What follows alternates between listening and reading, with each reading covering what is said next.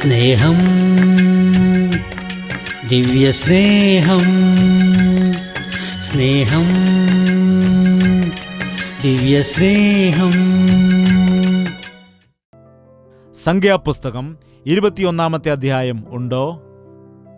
എന്താണ് അങ്ങനെ ചോദിക്കുന്നത്? ഉണ്ടോ എന്നാണോ ചോദിക്കുന്നത്? ഒരു സഹോദരിയോട് ഇങ്ങനെ പറഞ്ഞപ്പോൾ അത് കേട്ടിട്ട് വായിക്കുവാൻ ഇടയായി. ഏത് വാക്യം വായിച്ചാലും നമ്മുടെ ഹൃദയത്തിൽ കുത്തൽ കൊള്ളുമെന്നാണ് പറയുന്നത്. ഒരു അധ്യായം എടുക്കാനിടയായി. നിന്റെ ശത്രുവിനോട് നിരപ്പ് പ്രാപിച്ചിട്ട് ദൈവത്തോടുള്ള യാഗം അർപ്പിക്കുക എന്ന് വായിച്ചു. അത് കണ്ടപ്പോൾ അവർക്ക് അയൽവക്കക്കാരിയുടെ മുഖമാണ് തെളിഞ്ഞു വരാനിടയായത്. എനിക്കെങ്ങനെ അവളോട് ക്ഷമിക്കുവാൻ കഴിയും? അതൊരിക്കലും സാധിക്കില്ല, ഞാൻ ക്ഷമിക്കില്ല എന്ന് പറഞ്ഞ് ദേഷ്യത്തോടുകൂടി ബൈബിളിലെ ആ പേപ്പർ വലിച്ചു കീറി. അതായത് നിനക്കിഷ്ടമില്ലാത്ത പേപ്പറെല്ലാം കീറിക്കളഞ്ഞാൽ ബൈബിൾ വളരെ ചെറുതായി തീരും.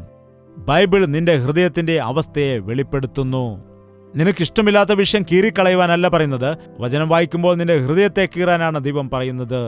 നിന്റെ ഹൃദയത്തെ കീറിക്കൊണ്ട് നിന്റെ പാപങ്ങൾ ഏറ്റുപറഞ്ഞുകൊണ്ട് ക്ഷമയാചിക്കുകയാണ് വേണ്ടത്. അല്ലാതെ നീ മുറിയിൽ ചെന്ന് കണ്ണാടിയിൽ നോക്കുന്ന സമയത്ത് നിന്റെ മുഖം മോശമായി കാണപ്പെടുന്നു എന്ന് വിചാരിക്കൂ. അപ്പോൾ കണ്ണാടിക്കിട്ടിടിച്ചാൽ എന്തെങ്കിലും ലാഭമുണ്ടോ?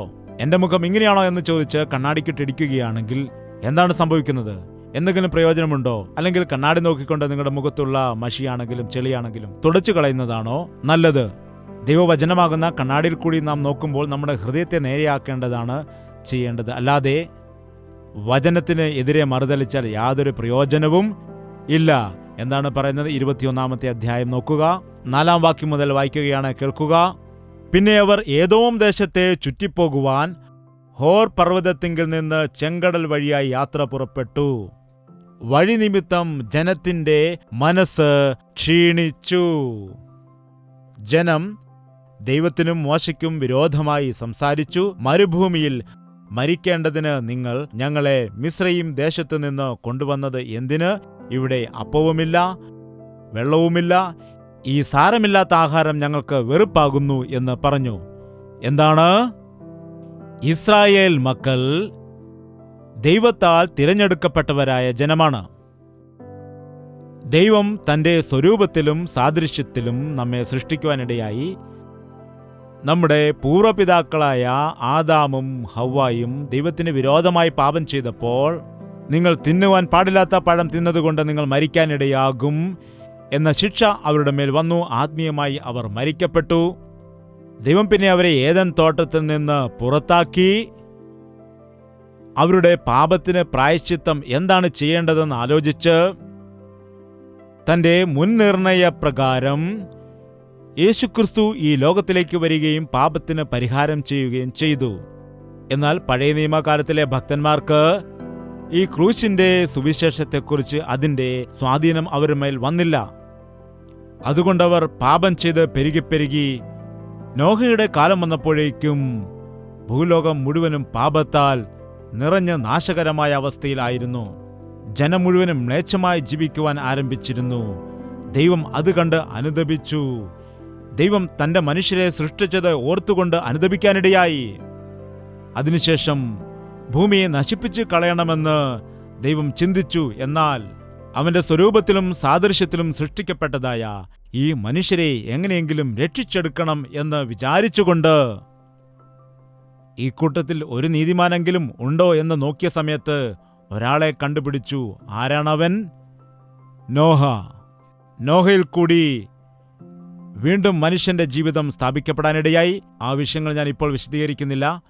വീണ്ടും ദൈവം നോക്കിയതായ സമയത്ത് കുറെ കാലം കഴിഞ്ഞിട്ട് ഈ മനുഷ്യർ ദൈവത്തിനെതിരായിട്ട് തന്നെ ജീവിക്കുകയാണ്. അവരും നശിച്ചു പോവുകയാണ്. അപ്പോൾ ദൈവം ഇവരിൽ നിന്ന് ഒരുവനെ തിരഞ്ഞെടുത്തിട്ട് എനിക്ക് വേണ്ടി ജീവിക്കാൻ വേണ്ടി നിർത്തും എന്ന് പറഞ്ഞ് ദൈവം നോക്കിയപ്പോൾ അബ്രഹാമിനെ കാണുകയും അവനെ തിരഞ്ഞെടുത്ത് ദൈവത്തിന്റെ ജനമായിട്ട്, ദൈവത്താൽ തിരഞ്ഞെടുക്കപ്പെട്ടവരായി, സ്വന്തം ജനമായിട്ട്, അനുഗ്രഹിക്കപ്പെട്ടവരായി, വേർതിരിക്കപ്പെട്ടവരായി, വിശുദ്ധിയുള്ളവരായിട്ട്, മറ്റുള്ള ജനത്തേക്കാൾ ഇവർ പ്രത്യേകതയുള്ളവരായിരിക്കണമെന്ന് പറഞ്ഞ് ദൈവം തിരഞ്ഞെടുത്ത് ആ ഇസ്രായേൽ മക്കളെ ദൈവം ഒരുപാട് അനുഗ്രഹിക്കുവാൻ ഇടയായി. അവർക്ക് അനുഗ്രഹങ്ങൾ വർദ്ധിച്ചപ്പോൾ അവർ മിസ്രയീമിൽ വെച്ച് ദൈവത്തെ മറന്നുപോയി. മിസ്രയീമ്യർക്ക് അടിമകളായിട്ട് മാറി. അവർ അടിമകളായിട്ട് മാറി. കഷ്ടതയിലും ഉപദ്രവത്തിലും അവർ സഹിക്കവഴിയാതെ നെടുവീർപ്പെട്ട സമയത്ത് ദൈവം വീണ്ടും അവരെ അവിടെ നിന്ന് മോശയിൽ കൂടി പുറപ്പെടുവിച്ച് വിടുവിച്ചെടുക്കുവാൻ ഇടയായി. മിസ്രൈമിൽ നിന്ന് ഇസ്രായേൽ ജനത്തെ വിടുവിച്ചെടുക്കുവാൻ ദൈവം ഒരുപാട് അത്ഭുത കാര്യങ്ങൾ അവർക്ക് വേണ്ടി ചെയ്തു. അങ്ങനെ അത്ഭുത കാര്യങ്ങൾ ചെയ്തുകൊണ്ട് അടിമത്തത്തിൽ നിന്നും ഇസ്രായേൽ മക്കളെ അവൻ വിടുവിച്ചെടുത്ത് അവൻ തന്നെ അവരോട് കൂടിയിരുന്നവരെ നടത്തി മോശയിൽ കൂടി അത്ഭുതകരമായ പ്രവർത്തികൾ ചെയ്തുകൊണ്ട് ചെങ്കടലിനെ രണ്ടായിട്ട് വിഭാഗിച്ചുകൊണ്ട് ഉണങ്ങിയ നിലത്തുകൂടി അവരെ നടത്തി. അങ്ങനെ ഒരുപാട് അത്ഭുത കാര്യങ്ങൾ ചെയ്തുകൊണ്ട് മരുഭൂമിയിൽ കൂടി അവരെ കൊണ്ടുവരുവാനിടയായി. അവരെ എവിടേക്കാണ് കൊണ്ടുപോകുന്നത്? കനാൻ ദേശത്തിലേക്കാണ്, പാലും തേനും ഒഴുകുന്ന ദേശത്തിലേക്ക്, ദൈവം വാഗ്ദത്തം ചെയ്തതായ ദേശത്തേക്ക് അവരെ നടത്തിക്കൊണ്ട് ദൈവം പോവുകയാണ്. ആ വഴിമധ്യേ അവർക്ക് പല രീതിയിലുള്ള ശോധനകൾ വന്നു, പല പല പോരാട്ടങ്ങളുണ്ടായി. ഒരുപാട് രീതികളിൽ കൂടി പിശാച് അവരെ പിൻപോട്ട് മാറ്റുവാൻ ശ്രമിച്ചു. ഈ കാലത്ത് ആ ഇസ്രായേൽ മക്കൾ ആരാണെന്നറിയാമോ? നമ്മളാണ്. നിങ്ങളിൽ എത്ര ആളുകൾ യേശുക്രിസ്തുവിനെ സ്വന്തം രക്ഷിതാവായി സ്വീകരിച്ചിട്ടുണ്ട്? കൈ ഉയർത്താമോ? ഹല്ലേലൂയ എന്ന് പറഞ്ഞാൽ എല്ലാവരും ഹല്ലേലൂയ പറയും, ആരും ഒഴിയാതെ തന്നെ. എന്നാൽ ഓക്കെ, ഞാൻ റിവേഴ്സായിട്ട് ചോദിക്കുകയാണെങ്കിൽ അവർ ഹെസിറ്റേറ്റ് ചെയ്യാനിടയാകും. നിങ്ങളെല്ലാവരും കർത്താവിൽ വിശ്വസിക്കുന്നവരാണ്, രക്ഷിക്കപ്പെട്ടവരാണ്. ആരാണ്? ആത്മീയമായിട്ട് ഇസ്രായേലാണ്. ദൈവത്താൽ തിരഞ്ഞെടുക്കപ്പെട്ടവരാകുന്നു, ദൈവത്താൽ സ്നേഹിക്കപ്പെട്ട ആളുകളാണ്. എന്താണ്? വ്യർത്ഥമായ പിതൃപാരമ്പര്യങ്ങളെ ഉപേക്ഷിച്ചിട്ട് ജീവനുള്ളവനായ ക്രിസ്തുവിനെ ആരാധിക്കുന്ന ജനമാണ്, അല്ലേ? ആരാണ് നിങ്ങൾ? ക്രിസ്ത്യാനികളാണ്. എന്താണത്ര സങ്കടം? എന്തുകൊണ്ടത്ര വിഷമം? എന്തുകൊണ്ടത്രയും ലജ്ജ? എന്തുകൊണ്ടത്രയും ഭയം? നിങ്ങൾ ആരാണ്? നിങ്ങളുടെ അടുത്തിരിക്കുന്നവരോട് ചോദിക്കൂ ആരാണ് എന്ന്. അവർ പറയുന്ന മറുപടി എന്താണെന്ന് കേൾക്കൂ. അബേ, പറയൂ, നിങ്ങൾ ആരാണ്? അതായത് കുഴപ്പമില്ല, ശരി, എല്ലാവരും സമ്മതിച്ചല്ലോ. നാം ഇപ്പോൾ എവിടെയാണുള്ളത്? എവിടേക്കാണ് നാം പോകേണ്ടത്? ഏതു കനാനാണ്? സ്വർഗീയ കനാനിലേക്കുള്ള യാത്രയിലാകുന്നു നാം. സ്വർഗീയ കനാനിലേക്ക് പോവുകയാണ്. ശരിയാണോ അല്ലയോ? യേശുവിൽ വിശ്വസിക്കുന്നത് സ്വർഗത്തിൽ പോകാനാണോ, അതോ വീട് മേടിച്ച് വസ്തു മേടിച്ച് ഒരുപാട് അനുഗ്രഹങ്ങളായിട്ട് നന്മയായിട്ട് ഒരുപാട് പണമൊക്കെ ഉണ്ടായി പേരും പ്രശസ്തിയുമൊക്കെ നേടി എന്താണ് സുഖമായിട്ട് ചാരുകസേരയിൽ കിടന്നുകൊണ്ട് തിന്നുക, കുടിക്കുക, ആനന്ദിക്കുക, നിനക്ക് തിന്നുവാനും കുടിക്കുവാനും ഒരുപാട് കൂട്ടിവച്ചിരിക്കുന്നു എന്ന് പറഞ്ഞ് സന്തോഷിച്ചിരിക്കാനാണോ? സത്യമാണോ? നാം എവിടെ പോകാനാണ് യേശുവിൽ വിശ്വസിച്ചിരിക്കുന്നത്? എന്നിട്ട് പോയോ നാം? വിശ്വസിക്കുന്നവർ അങ്ങനെ പോവുകയായിരുന്നെങ്കിൽ നല്ലതായിരുന്നല്ലോ. പിന്നെ കഷ്ടതയുണ്ടാകില്ല, ബുദ്ധിമുട്ടൊന്നും കാണുകയില്ല. യേശുവിൽ വിശ്വസിക്കുന്ന ആളുകൾ അപ്പോൾ തന്നെ യേശുവേ എന്ന് പറയുമ്പോൾ തന്നെ നേരെ സ്വർഗത്തിലേക്ക് പോകുകയാണെങ്കിൽ നല്ലതായിരുന്നു. പിന്നെ ഈ ഭൂമിയിൽ ജീവിച്ചുകൊണ്ട് വീണു പോകുമോ എന്ന് ഭയപ്പെട്ട്, വഴിതെറ്റിപ്പോകുമോ, തകർന്നു പോകുമോ എന്ന് ഭയപ്പെട്ട് ജീവിക്കേണ്ടതില്ലല്ലോ. വീണു പോകുന്നു, പിന്മാറിപ്പോകുന്നു, ബലഹീനനായി പോകുന്നു എന്ന് അനേകർ പറയാറുണ്ടെന്നാൽ ഈ ലോകത്തിൽ നാം യേശുവിൽ വിശ്വസിച്ച ശേഷം ഞാനും നീയും അവന്റെ സാക്ഷികളായിട്ട് ഇവിടെ ജീവിക്കണം. അതേ സമയത്ത് നാം സ്വർഗീയ കനാനിലേക്കുള്ളതായ യാത്രയിലാണ്. അതുകൊണ്ടാണ് ഈ ലോകത്തിൽ നാം ജീവിക്കുമ്പോൾ നമ്മുടെ ദൃഷ്ടി സ്വർഗത്തിൽ ആയിരിക്കണം. യേശുക്രിസ്തുവിൽ വിശ്വാസമർപ്പിച്ചുകൊണ്ട് നമ്മുടെ മുൻപിൽ വച്ചിരിക്കുന്ന ഓട്ടം നാം വിശ്വസ്തയോടെ ഓടണം. എന്നാൽ ഈ സ്വർഗീയ കനാനിലേക്കുള്ളതായ യാത്രയിൽ ശോധനകൾ ഉണ്ടാകും, പോരാട്ടങ്ങൾ ഉണ്ടാകും, കഷ്ടതകൾ ഉണ്ടാകും, പ്രതികൂലങ്ങൾ ഉണ്ടാകും, പർവ്വതങ്ങൾ തടസ്സമായി വരും, മുള്ളുകൾക്കിടയിൽ കൂടി നടക്കേണ്ടതായിട്ട് വരും, സമുദ്രത്തിന് സമാനമായ പ്രശ്നങ്ങൾ ഉണ്ടാകാം, വിഷപ്പാമ്പുകൾ കടിക്കേണ്ടി വന്നേക്കാം, സിംഹങ്ങൾ ഉണ്ട്. ഇവയെല്ലാത്തിനെയും നേരിട്ടുകൊണ്ട് യേശുക്രിസ്തുവിൽ വിശ്വാസമർപ്പിച്ചുകൊണ്ട് സ്വർഗീയ കനാനിലേക്ക് പോകണം. ഇസ്രായേൽ മക്കൾ മിസ്രൈമിൽ നിന്ന് വിടുവിക്കപ്പെട്ടു. അവർ ചെങ്കടൽ കടക്കുവാനിടയായി. എന്നാൽ അവർ നടന്നുകൊണ്ടിരിക്കുമ്പോൾ പ്രതികൂലങ്ങൾ ഒന്നൊന്നായി വന്നുകൊണ്ടേയിരുന്നു, പോരാട്ടങ്ങൾ വന്നുകൊണ്ടേയിരുന്നു. ആരെങ്കിലും പറയുകയാണ് ക്രിസ്തീയ ജീവിതം വളരെ സുഖപ്രദമാണ് എന്ന് വിചാരിക്കുകയാണെങ്കിൽ അത് അവിവേകമാണ്. കുഞ്ഞുങ്ങൾ കളിക്കുന്ന പാർക്കിലെ ചരിഞ്ഞ ബെഞ്ച് നിങ്ങൾ കണ്ടിട്ടില്ലേ? അതിന്റെ മുകളിൽ കയറിയുന്ന തെന്നി താഴേക്ക് വരുവാനിടയാകും, സുഖമായിട്ട് തെന്നി താഴോട്ട് വരും. അങ്ങനെ യേശുവിൽ വിശ്വസിക്കുന്നവർക്ക് തടസ്സമുണ്ടാകില്ലെന്ന് പറയുന്നത് അവിവേകമാണ്. എല്ലാം നിങ്ങൾക്ക് എളുപ്പമായിട്ട് തോന്നില്ല. യേശുവിൽ വിശ്വസിക്കുകയാണെങ്കിൽ എല്ലാം വളരെ സുഖപ്രദമായിരിക്കും. ഒരു കഷ്ടതയും ഉണ്ടാകില്ല, ഒരു ബുദ്ധിമുട്ടും ഉണ്ടാകില്ല, ഒരു ഞെരുക്കവും ഉണ്ടാകില്ല, ഒരു രോഗവും നിങ്ങൾക്കൊരിക്കലും വരികയേ ഇല്ല എന്ന് പറയുന്നത് ചില പാസ്റ്റർമാരുടെ ശീലമാണ്. എന്നാൽ ബൈബിൾ അങ്ങനെ പ്രബോധിപ്പിക്കുന്നില്ല. നമ്മൾ അനേകം കഷ്ടതകൾ അനുഭവിച്ചുകൊണ്ട് ദൈവത്തിന്റെ രാജ്യത്തിൽ ചേരേണ്ടവരാകുന്നു. എന്നാൽ അനേകം വിശ്വാസികൾ വഴിയിൽ വെച്ച് തന്നെ വീണു പോകുന്നു. ചെറിയൊരു കഷ്ടത വരുമ്പോൾ, അല്ലെങ്കിൽ ഒരു രോഗം വരുമ്പോൾ, ഒരു ഞെരുക്കമുണ്ടാകുമ്പോൾ വിശ്വാസ ജീവിതം ഉപേക്ഷിച്ചു പോകുന്നുണ്ട്. യേശുവിനോടൊപ്പം നടക്കുന്ന സമയത്ത് അത്ഭുതകരമായ അനുഭവങ്ങളുണ്ട്, ഉല്ലാസകരമായ സന്ദർഭങ്ങളുണ്ട്. അതെല്ലാം നമ്മുടെ ജീവിതത്തിൽ അനുഭവിക്കുവാൻ കഴിയും. എന്നാൽ നമ്മുടെ ജീവിതത്തിൽ കഷ്ടത വരുന്നതായ സമയത്ത് ദൈവം ചെയ്തതായ നന്മകൾ മറന്നു പോകുവാനിടയാകും. ഈ ഇസ്രായേൽ മക്കളും അന്ന് ഇസ്രായേൽ മക്കളുടെ ജീവിതത്തിൽ നടന്നതായ സംഭവങ്ങൾ നമുക്ക് വേണ്ടി എഴുതി വച്ചിരിക്കുകയാണ്. ഇന്ന് നാം അത് വായിച്ച് പഠിച്ച് നാം ജാഗ്രത എടുക്കുന്നതിന് വേണ്ടിയാണിത്. നാം വീണുപോകാതെ വിശ്വാസ ജീവിതത്തിൽ മുന്നേറുന്നതിന് വേണ്ടി ദൈവം ചെയ്ത് തലകളെ വണക്കാം. നമുക്ക് പ്രാർത്ഥിക്കാം. ഇപ്പോൾ വരെയും നിങ്ങൾ ദൈവത്തിന്റെ വചനങ്ങൾ കേട്ടുകൊണ്ടിരുന്നു. പരിശുദ്ധാത്മാവ് നിങ്ങളോട് സംസാരിച്ചു കൊണ്ടിരുന്നു.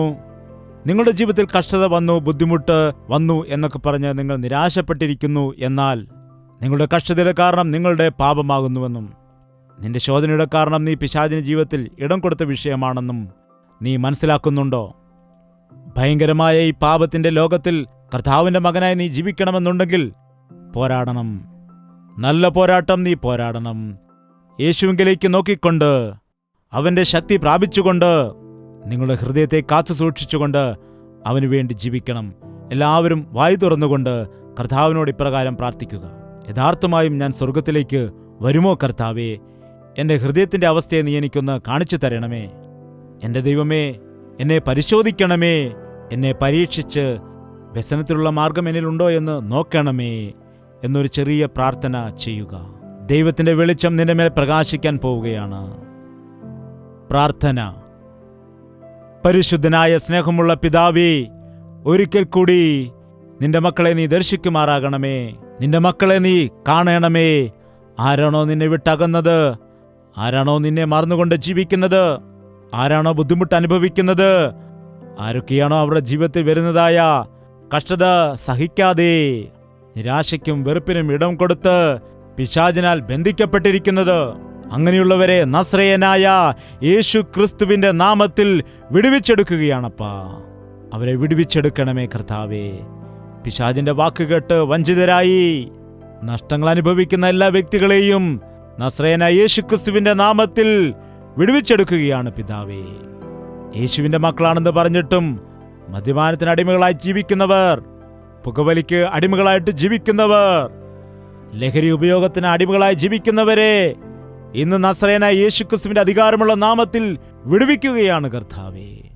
പുതിയൊരു ജീവിതവും പുതിയൊരു ഹൃദയവും നീ അവർക്ക് നൽകുമാറാകണമേ. നിന്നോടൊപ്പം നടക്കുന്നതാണ് ഞങ്ങൾക്ക് ഭാഗ്യമപ്പ. ആ സ്വർഗീയ കനാനിൽ ചേരും വരെയും ആ നിത്യരാജ്യത്തിൽ നിന്നോടൊപ്പം സിംഹാസനത്തിൽ ഇരിക്കണമെന്നുള്ളതായ ആഗ്രഹമാണ് ഞങ്ങൾക്കുള്ളത്.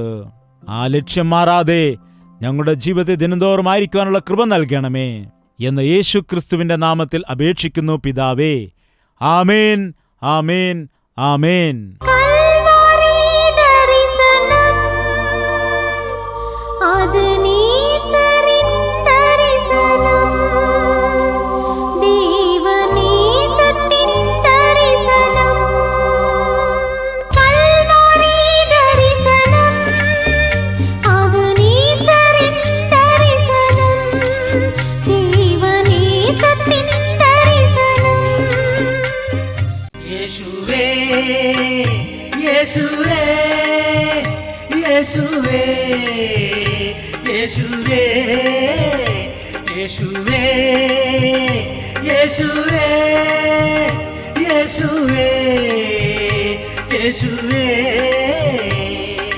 നിന്നെ നിന്നെ എന്നും ഞാൻ സേവിക്കും. നീ മാത്രം രാജാവെന്നും. നിന്നെ നിന്നെ എന്നും ഞാൻ സേവിക്കും. നീ മാത്രം രാജാവെന്നും.